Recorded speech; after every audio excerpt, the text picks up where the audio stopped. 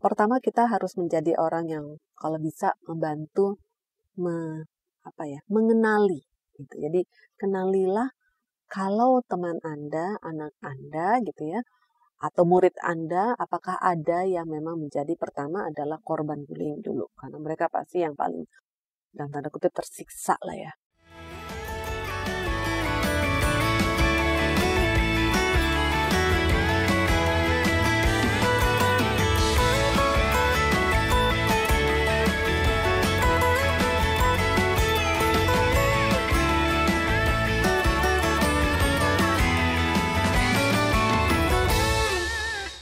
Assalamualaikum warahmatullahi wabarakatuh. Halo Sobat Podcast IDAI, teman sejawat semua, ayah bunda di seluruh tanah air. Kali ini bersama saya Dr. Ludi Diani Rahmartani, spesialis anak konsultan, akan berbincang-bincang dengan narasumber hebat dalam Podcast IDAI. Di kesempatan kali ini, Podcast IDAI akan membahas mengenai bullying. Tentunya bullying ini sedang ramai dibicarakan di mana-mana ya. Saat ini saya sudah bersama dengan narasumber yang tentunya tidak asing lagi dengan para sobat podcast IDAI, yaitu Dr. Bernie Erdiani, medis spesialis anak konsultan MPH. Selamat datang di IDAI Podcast, dokter. Thank you. Oke, sebelum kita mulai, dok, saya akan membacakan sedikit CV dokter, boleh ya, dok? Boleh. Oke, Dr. Bernie Erdiani, medis spesialis anak konsultan MPH. Ini telah menempuh pendidikan S1, spesialis anak, konsultan, doktor, konsultan di divisi tumbuh kembang dan pediatri sosial di FKUI. Dan beliau juga telah menempuh pendidikan Master of Public Health di University of Nebraska Medical Center di Amerika. Dan saat ini beliau aktif berorganisasi sebagai Ketua Bidang 3 IDAI, anggota UKK Tumbuh Kembang dan Pediatri Sosial IDAI, juga masuk sebagai anggota Komnas KIPI, dan saat ini beliau juga sebagai Ketua Divisi Tumbuh Kembang Pediatri Sosial, Departemen Ilmu Kesehatan Anak FKUI RSCM, Sekretaris Tim Pendidikan Kedokteran Berkelanjutan atau PKB, Departemen Ilmu Kesehatan Anak FKUI RSCM, dan pengurus Unit Continuing Medical Education atau CME FKUI. Selamat siang lagi, dokter. Selamat siang, Dr. Ludi. Oke, izinkan saya masuk ke dalam sesi pertanyaan ya, dok. Ya. Jadi, sebenarnya bullying itu apa sih, dok? Ya, jadi terima kasih nih atas pertanyaannya, Dr. Ludi. Selamat siang pada semua sobat podcast IDAI. Pertanyaannya nih sebenarnya sulit-sulit gampang, gampang-gampang sulit. Okay. Jadi sebenarnya kalau di tingkat global juga untuk agreement ya, atau suatu agreement untuk definisi bullying ini sebenarnya belum ada yang pasti. Tetapi ada dua kata kunci, yaitu ada tindakan repetitif, kemudian ada ketidakseimbangan dari kekuasaan. Itu dulu untuk definisi awalnya ya. Tetapi tentunya nanti dilihat lagi. Ternyata kalau pada bullying ini, yang pertama ada tujuannya.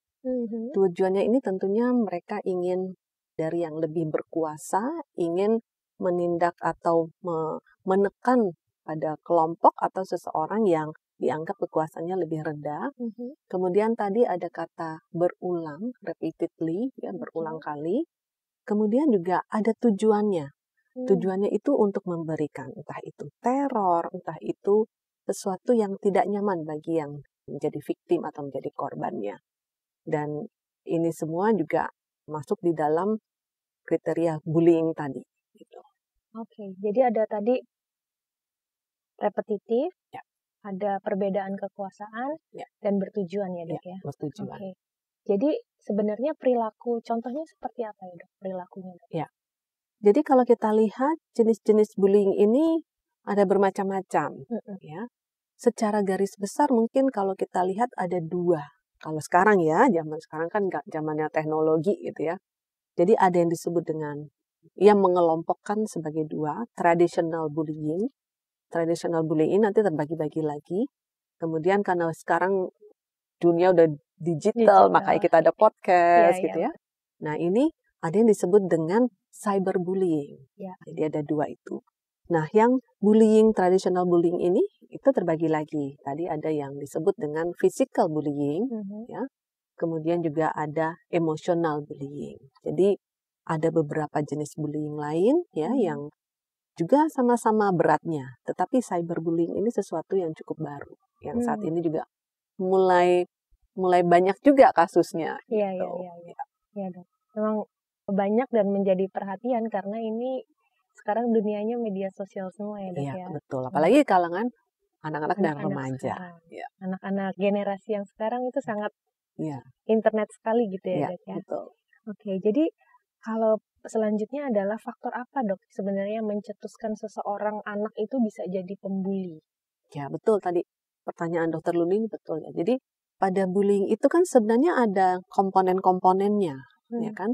Jadi ada pelakunya, tetapi ada juga yang menjadi victimnya, ya kan? Nah, pelakunya itu juga mungkin satu, mungkin beberapa. Victim juga mungkin satu atau mungkin beberapa ya.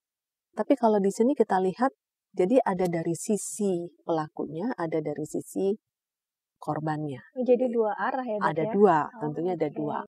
Dan bisa saja menjadi victim juga, dia juga seorang pembuli juga, seorang pelaku juga gitu nantinya ya. Jadi ada dua ini ya. Jadi kalau yang dari si pelaku ini apa saja yang faktor-faktornya? Mungkin memang dia merasa lebih berkuasa, ada rasa keisengan untuk apa ya, bercanda yang berlebihan yang ingin menekan seseorang atau kelompok ini ya. Atau juga memang kan masa-masa anak, masa-masa remaja terutama kan mereka ada yang disebut dengan risk-taking behavior ya, yang perilaku berisiko gitu. Dia tanpa berpikir panjang, dia bisa melakukan apa yang dia inginkan gitu ya. Walaupun dia tidak tahu nih dampaknya baik atau buruk ya. Kadang-kadang juga ada yang sebagai aktualisasi diri. Dia merasa, aku ingin dianggap di kalangan teman-teman aku nih ya. Hanya aku bisa menekan seseorang supaya orang lain juga melihat aku menjadi lebih lebih berkuasa, lebih ini loh Dokter Ludi loh gitu. Jadi orang-orang jadi lebih tunduk mungkin pada dia. Nah, itu faktor-faktor dari sisi pembuli ya. Tetapi juga ada faktor-faktor yang dari sisinya si korbannya juga gitu. Jadi korban ini tentunya memiliki faktor-faktor risiko yang membuat dia menjadi korban dari suatu bullying. Gitu. Misalnya apa tuh, Dok, yang dari korban? Ya, memang kalau kita lihat, kalau dari sisi korbannya ya, jadi kalau kita lihat ada beberapa, secara general kita melihat terjadinya bullying itu kan ada beberapa faktor risikonya ya. Dari tempatnya, dari keluarganya, dari keadaan sekolahnya, kemudian dari si pelakunya, dari yang si korbannya. Nah, kalau yang dari si korbannya itu ada beberapa faktor risiko lagi. Anak-anak yang memang memiliki kekurangan biasanya, ya entah itu secara kognitif ya atau secara fisik ya, sehingga dia mudah untuk tanda kutip tadi kan ada fisikal, ada emosional ya, ada yang dengan kata-kata. Nah, menjadi korban dari teman-temannya yang kalau dibilang mengata-ngatai gitu ya, apa sih namanya ya, calling names lah gitu ya. Nah itu. Kemudian juga ada juga yang memang memiliki rendah diri, rasa rendah diri. Ya, jadi anak-anak yang kurang percaya diri. Nah itu seringkali menjadi korban pada kasus bullying ini. Ya.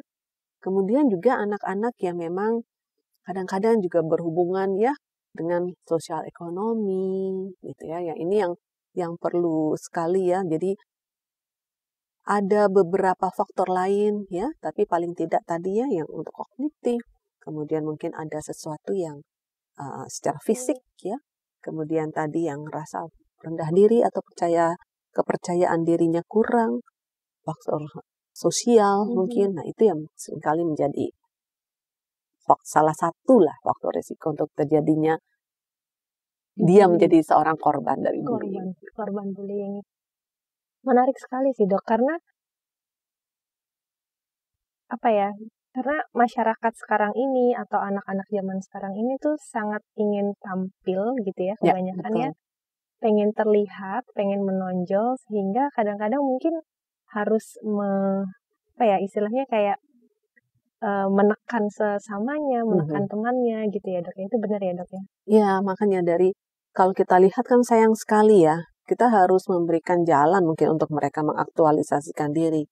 Jangan sampai mereka mengaktualisasikan dirinya sebagai orang yang bisa menekan orang lain.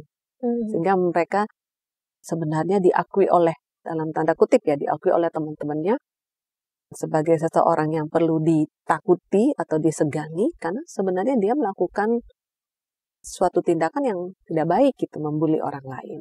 Gitu, ya. Nah, berbicara tentang korban ya dok ya, kadang-kadang kan ada yang kelihatan kalau dipukulin physically, yang secara fisik dibully itu kan kelihatan, mungkin dia lebam-lebam atau berdarah pulang sekolah gitu ya dok. Tapi kalau yang emosional atau sebenarnya saya pengen tanya gejala apa sih dok yang mungkin dialami atau mungkin muncul pada korban-korban ini? Ya, jadi kalau gejala seringkali agak sulit ya kalau misalnya belum terbiasa gitu ya. Tetapi apalagi kalau itu di lingkungan kita ya, anak sendiri mungkin kan, ini kan kalau podcast IDAI kan tentunya mungkin awam ya, jadi para orang tua ya atau kakak atau adik perlu juga memahami atau mencurigai apakah kakaknya, adiknya atau keluarganya ada yang menjadi korban bullying gitu ya. Biasanya ada perubahan sikap. Misalnya satu, yang dulunya semangat ke sekolah, sekarang enggak. Takut ke sekolah, males ke sekolah. Itu bisa jadi ya. Kemudian juga kadang-kadang disertai gejala lain ya, misalnya seperti nightmares ya. Jadi dia yang biasanya tidurnya bagus sampai pagi, sekarang tiap malam kadang-kadang terbangun, bisa menjerit, seperti dia memiliki mimpi yang buruk gitu ya. Atau ada juga yang disebut dengan regresi. Jadi dia terjadi malah regresi, jadi yang sudah perkembangan yang sudah dia capai sebelumnya kemudian jadi mundur. Misalnya pada anak-anak usia sekolah ya. Usia sekolah kan biasanya mereka sudah bagus toilet trainingnya, nggak perlu lagi ada mengompol. Nah itu bisa jadi tiba-tiba kok jadi mengompol lagi. Padahal kan dulu dia udah bagus, nggak mengompol. Misalnya seperti itu ya. Jadi ada regresi perkembangan atas perkembangan yang sudah dicapai sebelumnya gitu ya. Atau misalnya juga menjadi ketakutan terhadap seseorang. Jadi kalau misalnya kalau di anak-anak kadang-kadang mereka juga belum tentu bisa mengucapkan ya atau menyebutkan atau dia berani menyebutkan siapa menjadi pelakunya. Kadang-kadang jadi dia jadi takut gitu, kalau ketemu dia lebih baik menghindar ya. Atau menjadi segala gejala cemas yang muncul. Jadi misalnya jadi kalau biasanya dia duduk tenang jadi nggak tenang, kelihatan kecemasan, ketakutan. Nah itu semua bisa jadi gejala-gejala yang perlu kita kita waspadai gitu. Jadi kalau misalnya ada tetangganya, ada adiknya, kakaknya atau temannya yang seperti itu, kita boleh mencurigai, boleh untuk membantu supaya mungkin nantinya kita tahu juga ya, membantu dengan baik-baik tentunya ya, bertanya atau yang lain. Ya. Jadi mencurigai ya. Itu kan tapi yang kelihatan gitu ya. Nah kalau yang ini nih dok, yang menarik tuh buat saya sebenarnya cyberbullying ini. Ya. Nah itu tanda-tandanya gimana dok? Kadang-kadang kan orang tua juga nggak bisa mengikuti perkembangan media sosial yang saat ini gitu kan. Apa yang terjadi pada anaknya itu yang gimana dok menurut dokter? Ya jadi begini dokter Ludi, sebenarnya tadi kan ada tradisional dan ini yang cyberbullying.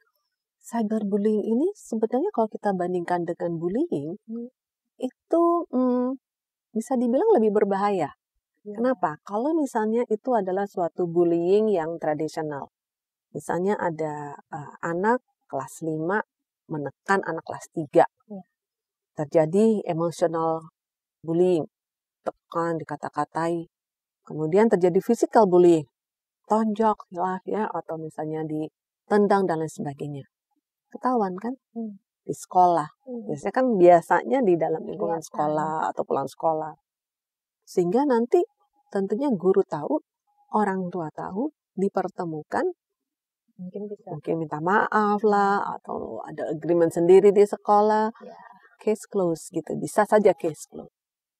Cyberbullying itu gimana? Nah, ini. Saya bisa aja saya tulis nih, wah saya nggak suka sama Dr. Ludi, saya tulis Dr. Ludi begini ya. Saya tahu nih Dr. Ludi begini. Posting. Yang posting siapa? Saya. Tapi nggak perlu namanya Bernie dong. Nanti orang lain tahu dong kalau saya yang memposting. Saya bisa tulis aja cewek cantik gitu, .com misalnya atau apalah gitu. Dan begitu kita posting, siapa yang bisa menyetop? Kemudian nanti ada lagi teman saya, wah postingannya keren nih, lucu nih. Nggak suka juga misal sama Dr. Ludi. Masuk lagi. Wah, digoreng nih itu istilahnya. Itu kan terus-menerus ya. Dan orang bisa sangat tidak bertanggung jawab, bisa saja menggunakan nama yang lain ya. Tidak perlu tahu apa yang terjadi pada yang dibully gitu. Sebenarnya kalau yang hal ini sih bukan cuma remaja ya, ibu-ibu zaman sekarang netizen itu kan juga sama. Artinya kan mereka selalu benar gitu loh. Padahal kan di situ kita makanya itu yang perlu kita ajarkan ya. Sebagai orang tua juga kita harus memberikan contoh ya kepada anak kita, karena kan kita tidak tahu apakah anak kita juga bisa menjadi korban bullying. Sehingga sebagai orang tua kita juga harus bijak gitu ya dalam menggunakan media sosial gitu, dalam memposting, cek dan recheck ya, jangan asal memposting. Karena sekali lagi apa yang sudah kita posting itu belum tentu gampang dihapus.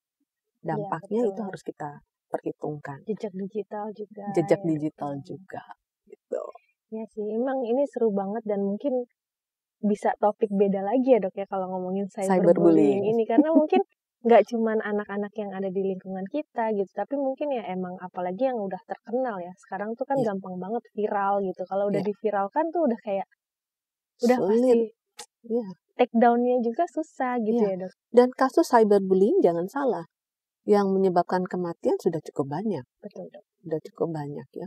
Dan bisa saja karena mungkin dimulai dari anak itu sendiri ya, zaman sosial media, bisa saja dia memposting sesuatu tentang dirinya, kemudian komentari, dan komentarnya itu yang membuat dia tertekan ya, dan ada beberapa kasus yang memang berakhir dengan akhirnya anaknya bunuh diri dan lain sebagainya. Sangat disayangkan sebenarnya kalau sampai terjadi hal seperti itu ya Dok ya. Tapi sebenarnya kan kalau itu sudah terjadi ya, kalau yang belum terjadi itu pencegahan ya. Kita kan selalu preventifnya tuh biar anak-anak ini nggak dibully, gitu gimana? Ya, tentunya kita juga tadi ya seperti saya katakan bahwa untuk menjadi seorang korban ya, biasanya tadi ada faktor-faktor risiko tadi ya. Anaknya mungkin low self esteem ya, rendah diri, kemudian dia juga mungkin akademiknya kurang ya, atau kadang-kadang juga dia percaya dirinya itu ya yang seringkali yang menjadi masalah. Nah itu mungkin sebagai orang tua kita harus membekali anak-anak kita ya, jadi kita harus membekali bahwa kita harus cukup percaya diri juga gitu ya, jangan sampai kita menjadi korban dari teman-temannya. Dan kalaupun menjadi korban, dia harus berani menjadi orang yang speak up gitu ya, jangan diam saja gitu loh. Kalau dia menjadi korban secara fisik mungkin, secara ekonomi dia tidak bisa membalas atau apa, tetapi dia harus berani juga untuk membela atau mengutarakan apa yang benar gitu ya, jangan sampai dia menjadi korban terlalu lama. Nah itu juga harus disampaikan dari orang tua kepada anaknya, harus dibina gitu ya. Kalau untuk menjadi pembuli tentunya ya ini kembali ya, orang tua tidak bisa juga kadang-kadang di kita kan gini, aduh udah dia mendingan saya masukin ke sekolah itu, mengharapkan sekolah yang akan mendidik anak kita. Sekolah tentunya akan mendidik anak kita, tetapi ingat, anak itu belajar, guru pertamanya adalah orang tua. Gitu. Jadi sekali lagi, jadi kita juga harus memberikan contoh tadi ya. Kalau saya ya, kita harus memberikan contoh pada anak kita supaya jangan menjadi pembuli. Seperti tadi lah cyberbullying ya. Gimana anaknya tidak meniru ya? Kalau misalnya kita juga, wah yuk nak kita komentar ini Dr. Ludi gitu ya. Anaknya, berarti mamanya begitu, kita boleh dong seperti itu. Atau misalnya melakukan kekerasan di dalam rumah.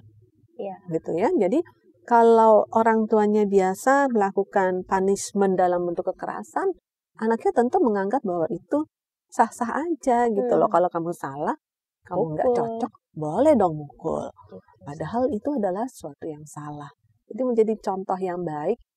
Emang nggak gampang ya menjadi orang tua, kan nggak ada sekolahnya ya, Dokter Ludi. Ya. Jadi ya mau nggak mau kita harus belajar menjadi orang tua yang sebaik-baiknya. Saya juga selalu masih dalam tahap belajar terus gitu. Ya emang nggak susah, lebih susah ya jadi orang tua sekarang itu juga betul. Tantangannya beda gitu, nggak seperti orang tua zaman dahulu kala, seperti orang tua saya mendidik saya waktu kecil dulu tuh udah beda banget tantangannya sekarang. Bahkan orang tua aja bisa merasa dibully ya dok. Iya, bukan cuma anak-anaknya. Betul. Satu lagi, orang tua zaman sekarang itu kan biasanya dalam digital itu kita ketinggalan biasanya. Ya. Anak-anak kan mereka kan zaman sekarang ini masuk ke dalam digital natives ya, anak-anak yang remaja saat ini. Kalau dulu zamannya saya itu nggak ada ini laptop, handphone aja nggak ada kan. Jadi kita belajar setelah kita besar. Iya. Kalau anak-anak zaman sekarang itu digital native, mereka lahir sudah ada gitu loh.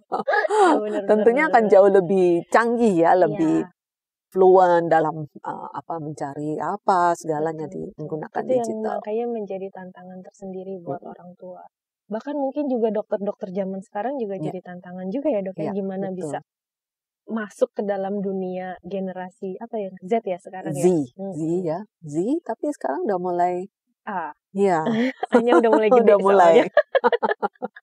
Nah dok, sebenarnya nih baik korban maupun pelaku bullying itu bisa sembuh nggak dok? Dan maksudnya ada penanganan khusus nggak biar mereka bisa get back to normal life gitu, jadi attitude-nya baik lagi gitu. Mungkin untuk attitude ya. Tapi kalau untuk apakah bisa sembuh, karena kita bicara juga tentang physical bullying ya. Nah, tergantung dari jenis physical bullying-nya ya. Kadang-kadang kan ada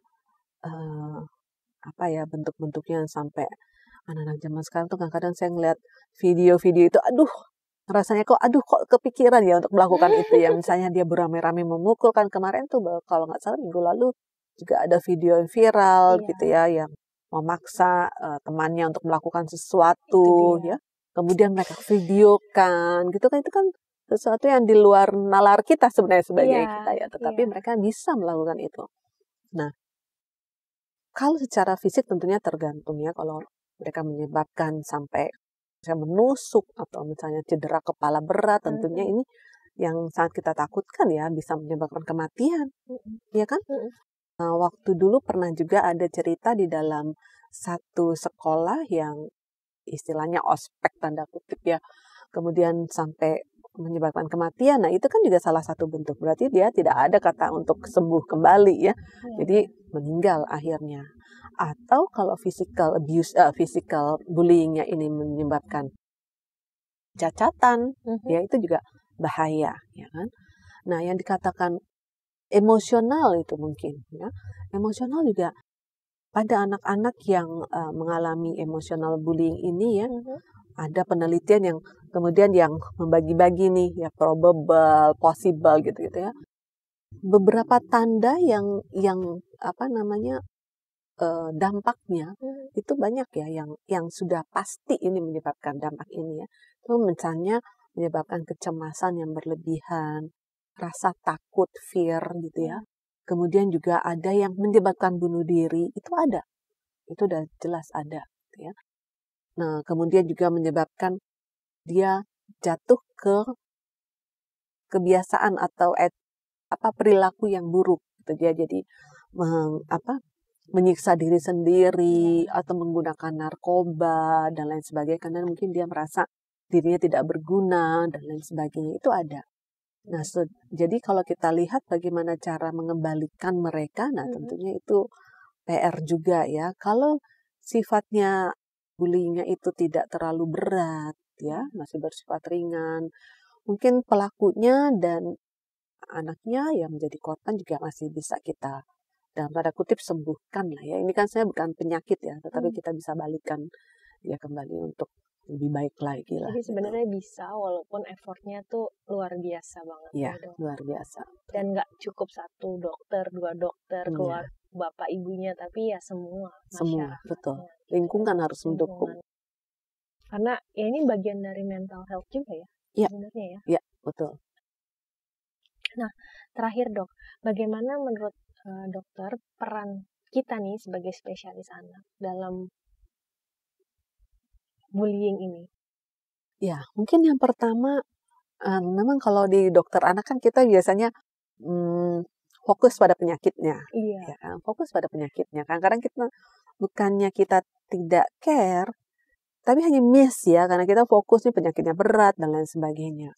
Mungkin tidak ada salahnya sekali-sekali kita tanya, ya, gimana kamu di sekolah, gitu ya, atau memperhatikan. Jadi adakah yang berubah pada, apalagi kalau pasien kayak dokter Ludi kan pasiennya berulang kali akan datang ke dokter Ludi, ya dokter banyak lagi pasiennya. Jadi mungkin ada ciri khas tertentu pada pasien ini. Adakah perubahan-perubahan? Ya, perubahan sikap, perilaku gitu yang mungkin perlu kita curigai atau waspadai, itu juga bisa ya. Jadi mungkin mengenali apakah anak ini ternyata menjadi korban dari bullying, itu perlu ya. Kemudian tentunya peran kita juga menanganinya ya. Yang pasti sih kalau menangani yang paling penting adalah medisnya dulu tentunya ya. Kalau misalnya dia korban misalnya nih, yang bisa kelihatan iya yang kelihatan anaknya dipukul, ya, kemudian disabet mungkin ya atau apalah ya. Ya kita bantu dulu secara medis. Setelah itu tentunya kita memberikan perlindungan ya. Maksudnya kita harus menanyakan lebih jauh, menganamnesis lebih jauh mengapa, dan mungkin harus mencari jalan keluar ya. Jadi memang kalau kasus-kasus seperti ini dokter anak saja tidak cukup. Itu harus multidisiplin ya. Kita harus kerjasama dengan yang lain, dengan tentunya teman-teman dari kesehatan jiwa, iya. Kalau memang ada tuntutan tertentu, tentunya teman-teman dari forensik, iya. Ya kan kadang-kadang orang tua merasa, wah ini harus saya nggak terima nih anak saya, iya anak saya seperti ini ya gitu. Nah itu teman-teman dari forensik juga harus dilibatkan ya. Tapi yang paling penting psikolog juga ya, mungkin psikolog juga sangat berperan ya. Tapi paling penting kita juga bagaimana kita menyampaikan ke orang tua, memberikan pilihan-pilihan solusi ke orang tua. Kemudian juga yang pasti untuk anaknya, untuk remajanya atau anaknya bahkan ya. Bisa saja kan usia sekolah gitu. Jadi memberikan konseling, penyembuhan dan lain sebagainya. Wow, effort, tapi ya harus bisa ya dok ya, benar-benar harus bisa demi masa depan anak itu sendiri, ya, baik itu korban maupun pelaku. Ya, maupun pelakunya. Jadi kalau kita memiliki kasus bullying, ini ada dua pasien kita, pembulinya dan yang dibully. Ya, jadi harus dua-duanya konseling mestinya. Ya, harusnya. Ya. Dan mungkin juga yang dulunya korban jadi pelaku. Pembuli, betul. Ya, dan kita harus bisa mencegah si korban jadi pembuli gitu. Ya, betul. Oke dok, mungkin karena sudah hampir habis nih waktu kita, menarik sekali. Sayang sekali kita harus menutup acara podcast kita pada hari ini. Tentunya nanti kita bisa lanjut tanya jawab lagi di acara podcast yang lainnya, karena saya yakin tema ini panjang sekali kalau mau dibahas, mungkin bisa seharian penuh gitu. Dan tentunya melibatkan banyak orang. Tapi dok, saya minta izin, apakah ada pesan-pesan khusus dari dokter terakhir untuk para pendengar Ayah Bunda atau teman sejawat di sini? Ya. Mungkin yang ingin saya pesankan mungkin ke orang tua maupun adik-adik remaja, mungkin ya, remaja juga mungkin guru ya. Yang pertama kita harus menjadi orang yang kalau bisa membantu mengenali gitu. Jadi kenalilah kalau teman Anda, anak Anda gitu ya, atau murid Anda, apakah ada yang memang menjadi pertama adalah korban bullying dulu, karena mereka pasti yang paling dalam tanda kutip tersiksa lah ya.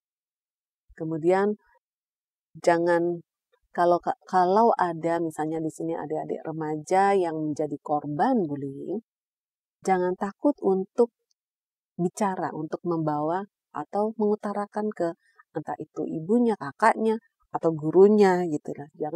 Jangan biarkan dirinya menjadi korban terus-menerus. Ya. Kemudian juga untuk orang tua, mungkin ya kita harus mengajarkan ya anak kita, menyiapkan anak kita, supaya anak kita tidak saja menjadi korban, tetapi yang penting lagi juga jangan sampai anak kita menjadi pembulinya. Gitu. Itu kata kuncinya mungkin ya. Jadi ya menjadi contoh lah ya. Memang jadi tidak contoh mudah. yang baik. Masyarakatnya juga ya dok ya. Masyarakatnya juga benar. Masyarakatnya juga harus vibe-nya positif Betul, terus gitu. Betul. Ya baiklah, terima kasih Dr. Bernie atas Sama-sama. bincang-bincangnya siang hari ini. Dan kesimpulan dari saya adalah kita sebagai dokter anak kita harus bisa mengenali gejala dan tanda bullying. Kita harus bisa memahami mereka dan mungkin kita juga harus belajar banyak nih tentang apa yang terjadi di dunia sekarang ini agar bisa menangani secara lebih baik lagi dan lebih holistik lagi dan tepat gitu. Jadi jangan masih konservatif gitu ya dok ya. Karena dunia ini sangat cepat berubah sekarang ini dan tentunya ya tadi yang seperti Dr. Bernie bilang jangan sampai seorang korban maupun pembuli itu malah jadi korban kita di masa depan. Jadi kita harus bisa menyiapkan anak-anak itu menjadi lebih baik lagi ya dok ya sebagai penerus bangsa ini dengan attitude yang lebih baik dan tentunya vibe-nya terus positif terus. Oke. Akhirnya kita sampai di penghujung Idai Podcast kali ini. Sampai jumpa di Idai Podcast selanjutnya dan tentunya akan menyajikan topik terhangat dengan informasi terakurat dari pakar yang sudah tidak diragukan lagi kepakaran kapabilitasnya. Jangan lupa like, share, dan subscribe akun YouTube Idai TV dan dengarkan juga podcast ini di akun Spotify Idai Podcast. Sampai jumpa.